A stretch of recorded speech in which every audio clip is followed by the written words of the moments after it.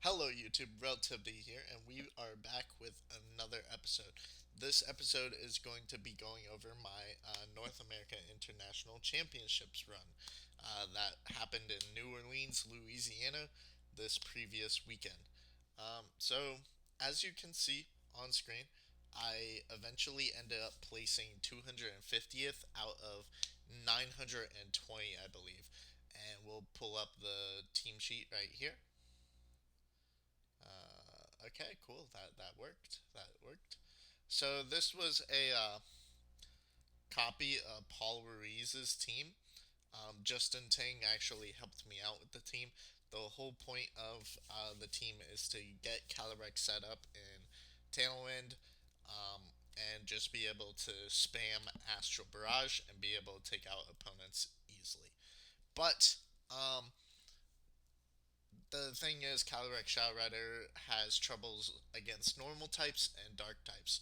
And as you can see, that is where Como comes into play with Iron Defense and Body Press, which is basically kind of the same thing Zamazenta did, um, but Como really had a good showing if he was able set up and be properly used. So Como was the counters for normal and dark types. And then when it comes to Calyrex Shadow Rider itself, the normal Calyrex would use like Psychic, Astral Barrage, Protect, Nasty Plot. But the thing is, I want it to be able to hit some dark types for super effective damage. So I used Pollen Puff just like Paul Ruiz, which does big damage to Psychic types, dark types. Especially after one Nasty Plot, Pollen Puff could do some really good damage, especially since it was 90 base power instead of like the 50 base power of Draining Kiss like the other Caloric Shadow Riders decided to use. So we also had Ogerpon that was a damaging user, but it also helped support Calyrex Shadow Rider.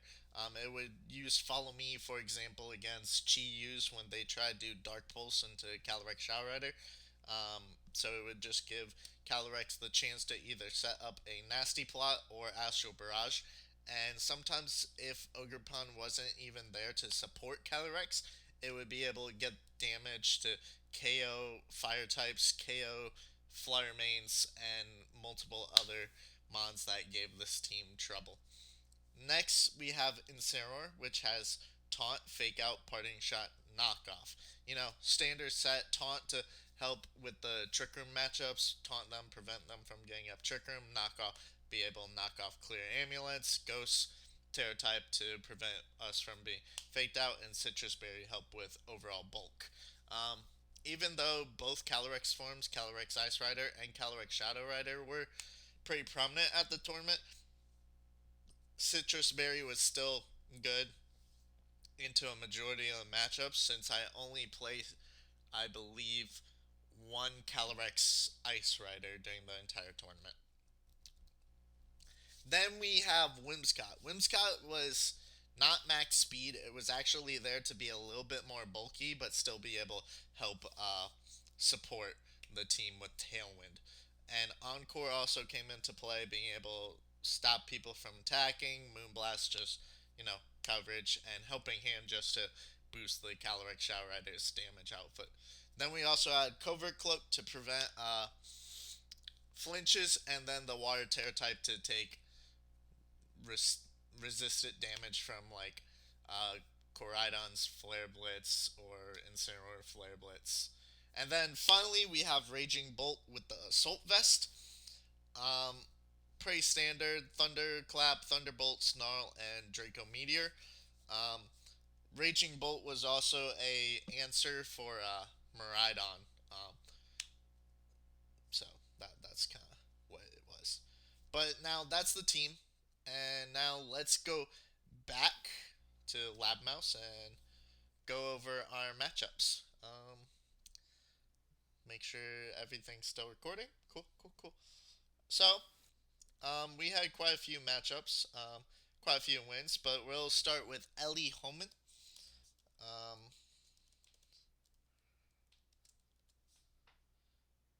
and go down here. And we'll even Did not work? Okay. Uh, okay. There we go. Right here. So here's her team sheet. She had Iron Bundle with Focus Sash. You know what? I kind of want to have it like this so we don't have to scroll and we can just look at the entire thing. Ellie Holman was my round one opponent. She had Iron Bundle, Landers, Incarnate, Iron Hands, Chi Yu, Whimsicott, and Miraidon. So my gameplay against most Miraidon teams was to try to out damage it before it can do damage to me. But the only thing that was really stopping me from doing that was Iron Bundle. Iron Bundle with Icy Wind can easily make it where Caloric Shadow Rider isn't the fastest thing on the field, which is what I knew I had to watch out for. But game one, she brought Whimsicott, Miraidon, and Chi Yu and Lando in the back. So turn one, she did Tailwind, and I faked out the Miraidon, which really kind of just helped things out. And she swapped out Miraidon. She tried to do a lot of swapping, but she really did suffer for those because I was able to pick up the KOs when they swapped in. So I didn't really have to worry about Chi Yu and Lando in the back when I just KO'd them like the first turn they were out or the turn that they swapped in. So the whole game was pretty easy with just Whimsicott and Calrex Shoutrider to be able to get there and be able to just spam the team. Um, then going into game two, she realized that bundle was her win condition, which really gave me a hard time. But luckily, I was able to encore it into protect to kind of make it useless and easy to take out. So instead of bringing Lando, she brought Bundle, but she still brought Wim, Chi Miraidon. Um, and to be fair, um, she did do pretty good at keeping things alive, but she didn't get as much usage out of her Miraidon as she would have hoped for. Um, which it was some very good games. It was round one, and it was pretty fair. The team looked solid. Um, it's just it wasn't a favorable matchup for her, and she had a better chance with the Iron Bundle, but me making the Iron Bundle useless was her downfall. And now let's load again. Okay. Now our round two opponent uh, was running Terapagos, but I do not quite remember who my round two opponent was. So now we're gonna go down. Our round two opponent was, I'm not even gonna try to pronounce that.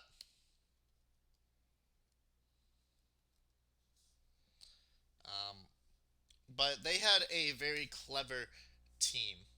Let's pull up team sheet and look at it. So they had Incineroar, Rillaboom, Volcarona, Terapagos, Clefairy, and Urshifu Rapid Strike. So they had the double fake out users. They had Terapagos Calm Mindset, which was really good for Como because Como really struggled against Choice Specs Terapagos. Choice Specs Terapagos usually did like 60% damage to Como, so I'm glad it was just a covert Calm Mind setup. So game one was fairly simple. She brought he. I didn't really tell it. I didn't really look. I'm sorry if I misgender you. I don't mean to, but I think you were she. Okay, let's just say they from now on. So they brought Ensign, Terapagos, Volcarona, and Urshifu. So it was fairly easy. Turn one, I faked out Ensign. They got a free Calm Mind up, which kind of sucked. But then from there on, it wasn't that hard because I just kept setting up with Como. I got free turn one Iron Defense, and then the only part where it became iffy was when Volcarona got a will-o-wisp onto my Como, but eventually Helping Hand body press with burn did about 65% to the Terapagos, which was able to make it where Terapagos could be able to outspeed and outspeed and be able to pick up the KO eventually. The Terapagos was really slow. My Como was running like a 115 speed stat, and it was Como was outspeeding. So going into game two, they actually led Clefairy Terapagos, which is really hard because the friend guard really prevented me from being able to get that damage into Terapagos, which I really did not appreciate. And with the icy wind, it was really hard. Game two was really long, and didn't. I wasn't able to be able to get. To be honest, I think they 4-0'd me. Wait, no, no, they didn't 4-0 me in game two. Um, in game two, they got a flame body activation against my Como instead of using Will-O-Wisp, and basically by the end of that game, um, it was Clefairy versus and Terapgos versus my team and something else, and I think it was Calyrex and like Ensign or something at the end. But they even said after they won game two, if they didn't get that flame body activation for that 30% of the time, I would have won game two, which really frustrated me. It it made me a little tilted, and I really tried to recover for game three.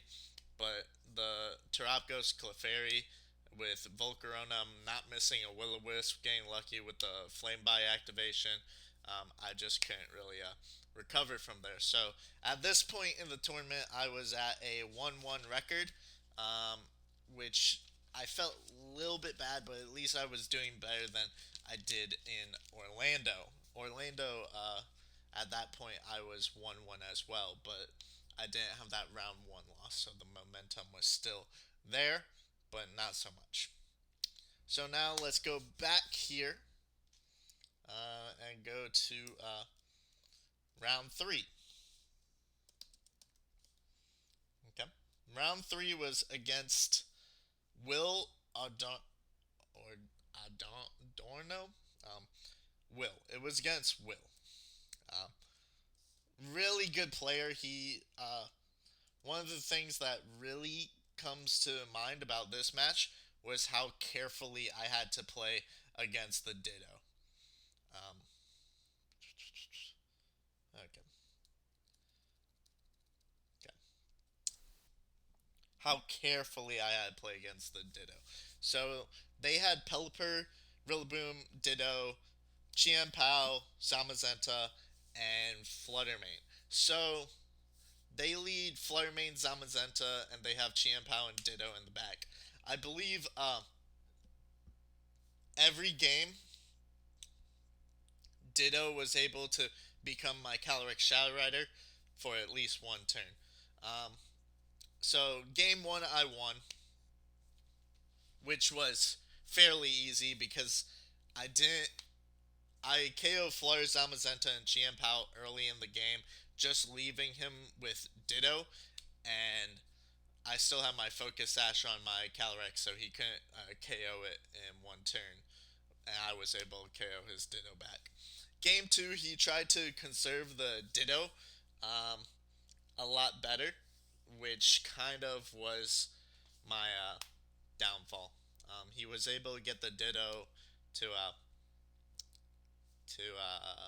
become my Calyrex and be able to sweep through my team.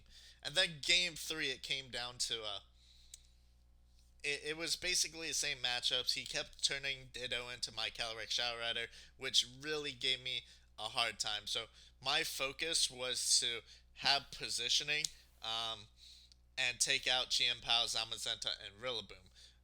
Rillaboom was actually his adjustments from game one with Fluttermane, so he always had Rillaboom in the next two matches. So my game plan was to take out Chiampao, Zamazenta, and Rillaboom and just leave him with Ditto, which I did, and it was down to my Calyrex and uh,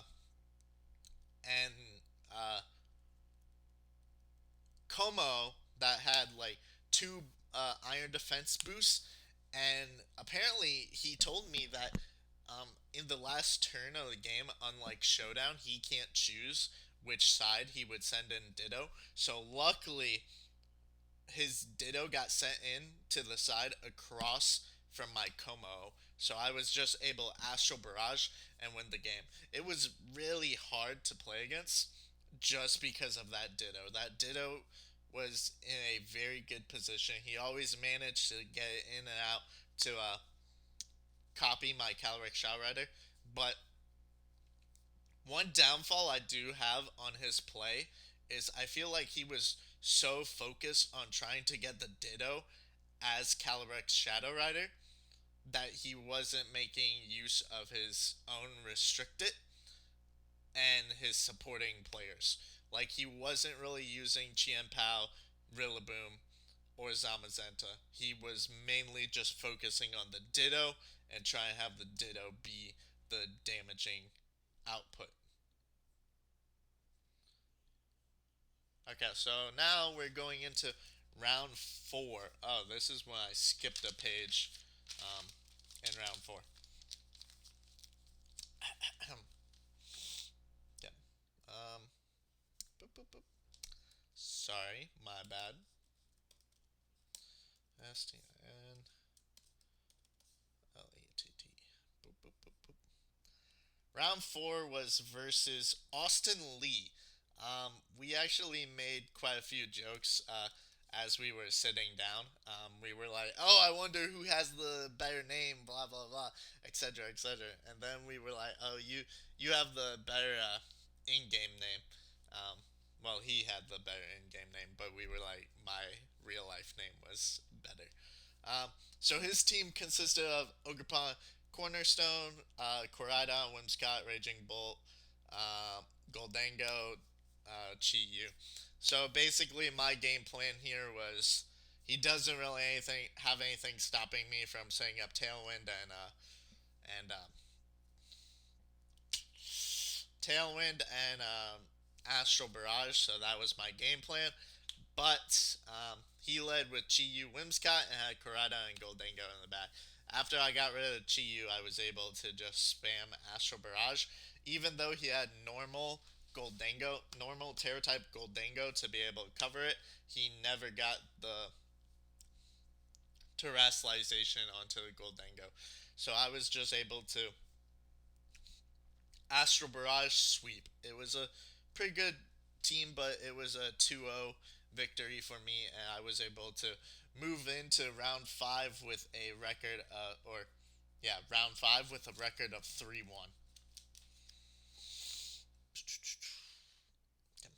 Making sure everything's going good. Yep, yep, yep. So now let's go back. Matthew Roberts. Wait, no. Luke Bauer. Luke Bauer. I have quite a bit of things to say about this. Um, about this. Um, so Luke Bauer's team consisted of Urshifu, Single Strike, Smeargle, Indeedee Female, Amoonguss, Calyrex Ice, Torkoal. This is clearly a hard Trick Room team, and he wants to sweep with the Torkoal. Basically, every game he swept with Torkoal. Game one, he led Indeedee, Cali Ice, and no matter what I could do that turn, I wasn't able to stop Trick Room from getting up because he would just follow me with Indeedee and Trick Room, and there's just nothing I could do against that. The next turn, he did Healing Wish to take out his own Indeedee and be able to send in Torkoal and Trick Room free range. So he got Torkoal in. He Terrored it, Terrifier, just to get the max damage. But the only thing I fully remember from this game was there were two turns of Trick Room left, And I believe I had my Como and Calyrex Shadow Rider on the field. And I knew my only win condition was to protect both of them for both of those turns. And I actually got it and was able to stall out Trick Room, where I could just do a bypress Astral Barrage to win the game.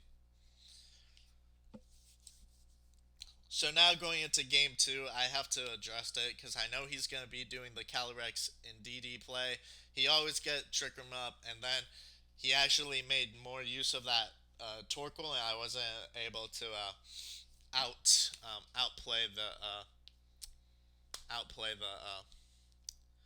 Trick Room. I wasn't able to get out of Trick Room. So going into game three, we're 1-1. He does samely and DD Cali. He does Follow Me, Trick Room, Healing Wish, Protect. Um, and then instead of bringing his Torkoal, which really gave me trouble, he brought Urshifu Dark. But I was able to KO in DD and Calyrex Ice Rider early in the game, so I had 4 Mons left, and he only had his Urshifu and Amoonguss, and I had Como and Ogerpon on the field, I believe. So Amoonguss couldn't spore anything. I was in a perfectly good position to be able to win the game. But right before I could win the game, we had a disconnect. And personally thinking, I was like, hey, I had 4 Mons left. You had 2 Mons left. You were about to lose the Urshifu. Then I could fully focus on just doing damage to Amoonguss. So I thought we should just give myself the win, but we did the right thing. We called the judge over, which got me pretty tilted. I'm not gonna lie. So we called the judge over. We kept explaining to the judge that I had 4 Mons left. He had 2 Mons left, and I was in the winning position. Um, I don't know how the calls work or how they make the calls, but the next thing I know, the judge is like, "Oh, so it's a tie," and I'm just like, "How can that be a tie? I literally have all my Mons left, and he only has 2 of his Mons left. I don't see how that's a tie." So the judge called it to be a sudden death. Whoever gets a KO first wins the game. So instead of doing something that he's been doing this entire time, he decides to lead Smeargle and Cali Ice. Um, and I didn't take notes for this game because I was so tilted.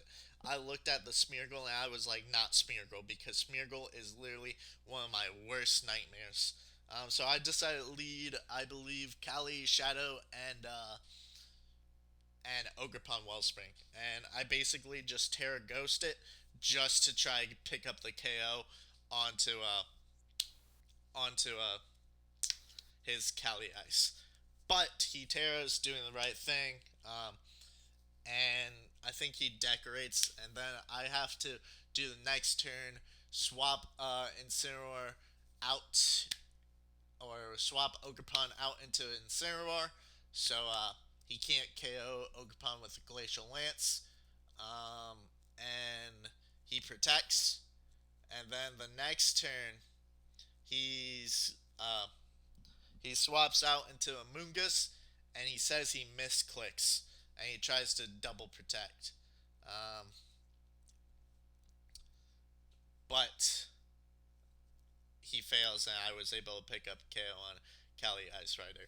Um, so even though I did go from a winning position basically to a losing position, um, I was still able to win the sudden death and be able to win round five, going out to a 4-1 record. Yeah, make sure everything's working. Now, let's go back. Matthew Roberts. Matthew Roberts. At this point, we were both 4-1.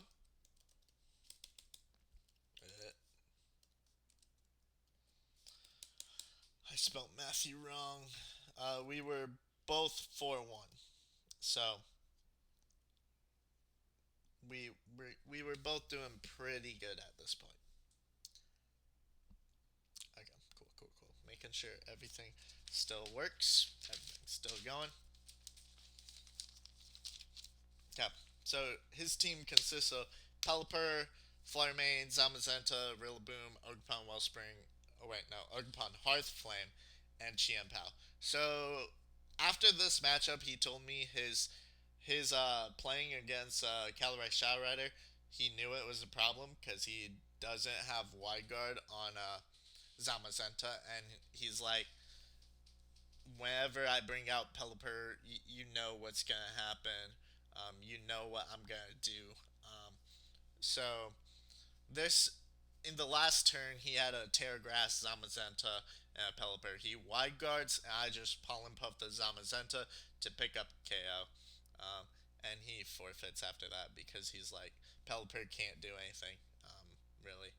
And then game two, I basically win doing the same thing, getting Astral Barrage throughout his team. He did really well. He was able to recover and go 6-3. But at this point, I was 5-1 and moved up to table 17 for round 7.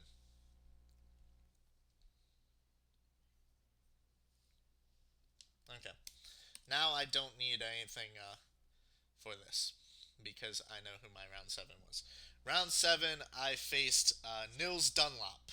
He was the European International Champion from like 2 months ago. He won the entire thing. And just looking at his team, he has Oakpon Hearthflame, Farigiraf, Iron Hands, Miraidon, Ursaluna, Urshifu Rapid. So it's a little bit different take on Miraidon, and my goal against Miraidon teams is to literally just out damage it before it can out damage me. So in this position, he has a great lead of Furigraph and Miraidon. My Calyrex Shadow Rider can't hit Furigraph, so if I do that, then I can't pick up the damage I need to on Miraidon to be able to KO it, and he could get a free Trick Room up.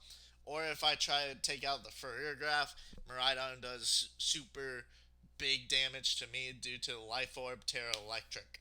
So in this position, I don't really have anything. And then he always had Ursaluna in the back, which really prevented me from being able to do anything with my Calyrex Shadow Rider. Even bringing Como, I just could not position myself into a good position and be able to take out Furgraf Ursaluna. Um, Game one was actually the best because I think I KO'd like two of his mons, but I wasn't able to KO anything else. And then game two, he straight up 4-0s me, leading Urshifu Miraidon. He got Furgraf out, was able to get Trickerman up, and then be able to sweep with Ursaluna. So at this point, I was 5-2, and I was like, okay, cool. I just faced a European champion, and I'm not too mad about it. I was a little bit tilted for a while, but since the games went by pretty fast, I had a lot of time to cool down, and I was like, you know what? I only have to win two more games to make day two. I can do this. It's easy. All I need to do, I'm in the losers bracket now, so I should be able to beat two more people for the win. Um, but that all changes when I saw who my round eight opponent was, which he may seem a little familiar to y'all.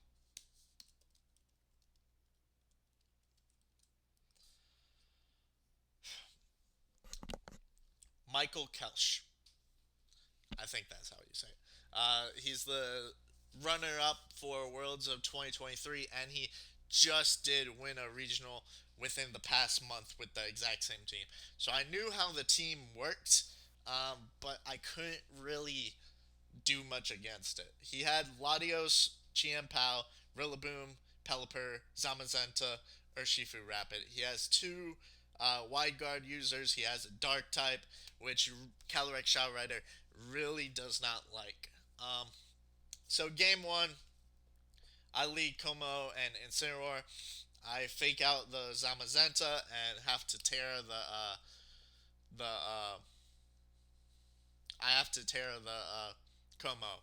And I try to do Iron Defense, but he Icicle crashes my Como, gets the flinch, and then next turn he was able Icicle Crash, Body Press, swap out Chien Pao into Urshi, and basically just take game there. The only one I was able to KO in game one was was uh, was Latios. Then going into game two, he does the exact same leads. I do the exact same leads, but instead of targeting Zamazenta, I double into Chien Pao, eliminating that turn one, not having to worry about it.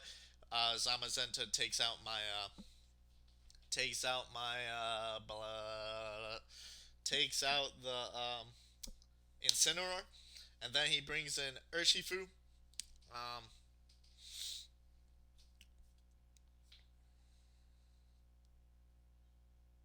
yeah, he brings in the Urshifu. I think I'm pretty sure. Yeah, he brings in Urshifu. Body press surging strikes. Um, doesn't really do anything. I did eliminate Latios at some point. It might have been turn two. I might have messed up on my note taking. Um, but I was able to eliminate Latios with a Draco Meteor from my Raging Bolt. Then it comes down to the last few turns, where I have Calyrex Shadow Rider and Raging Bolt on the field with either -1 or -2 special attack. I don't remember how much Draco drops your special attack. Um, so his play is obviously Surging Strikes into the Calyrex, which brings me down to approximately probably 28% of my full health. Um, I did Thunderclap into Urshifu, bringing him down to about 50%.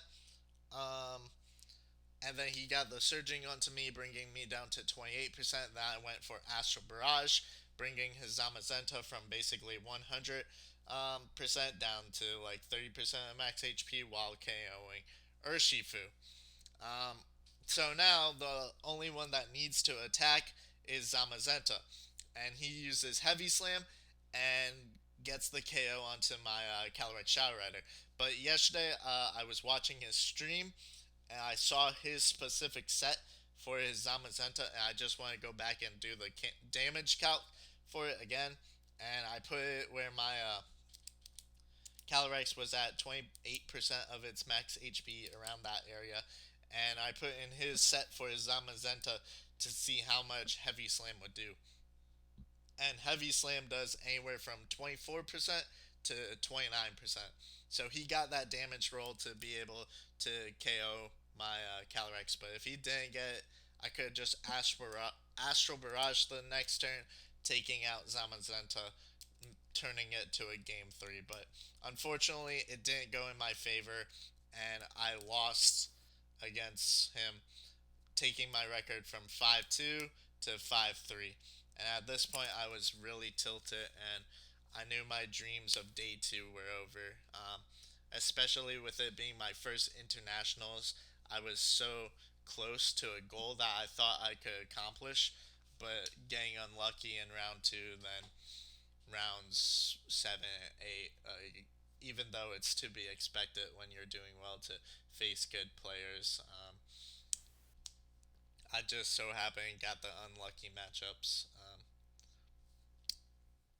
So good games against Nils and Michael, but Michael that game two, it was really close.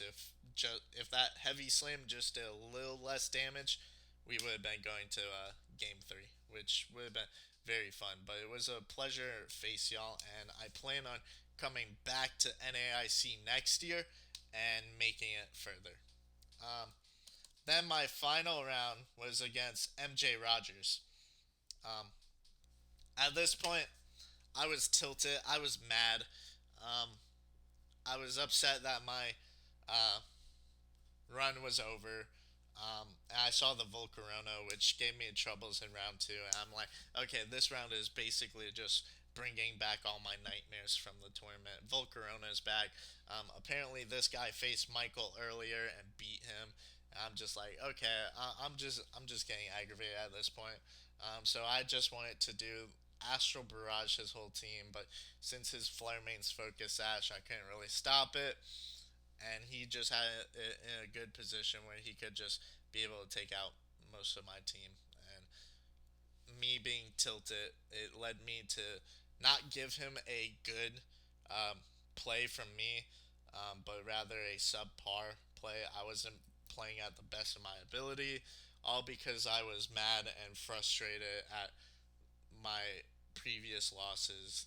And I truly think I could have gone 6-3, but being tilted um, really ruined my chances at that. And it it's really frustrating knowing that you were doing so well and you were only 2 wins away from making day two to going from 5-1 to 5-4. It's really frustrating.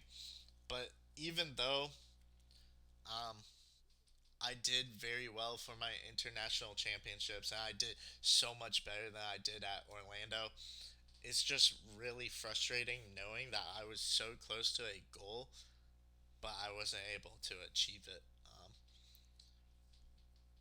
And now that the season is over, I'm finding myself reflecting on it. And I'm like, I should have participated more. I should have gone to more tournaments, even though this was like my first year getting back into VGC. Um, I miss it, and I want to go more of the big tournaments, and I want to do well. Um, it's starting a fire in my soul that I just can't seem to stop wanting. I want to do well. I want to make make it to a big tournament. I want to be able to be seen as a good player. Um,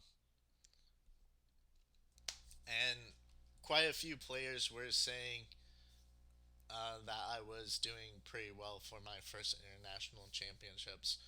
They said I had a good run, and if one or two things went my way during this tournament,